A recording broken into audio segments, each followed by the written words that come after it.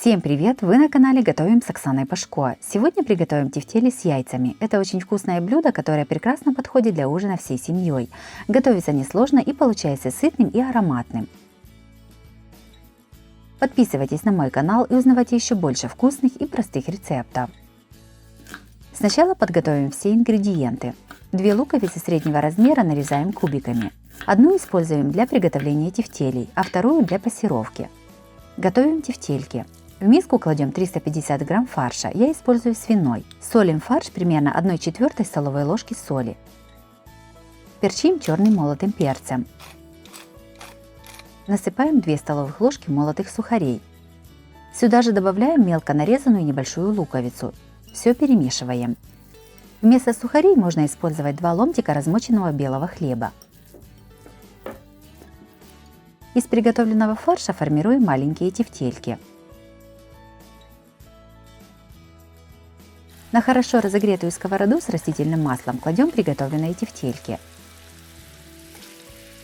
Обжариваем тефтели со всех сторон до красивой золотистой корочки.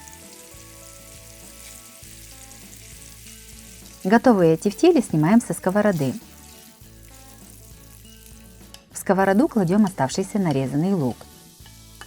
Пассируем до золотистости. К луку добавляем приготовленные тефтельки. Перемешиваем. Сюда же в сковороду добавляем 1 пол-литровую банку консервированной фасоли в томате. Перемешиваем, накрываем крышкой и готовим на маленьком огне примерно 2-3 минуты.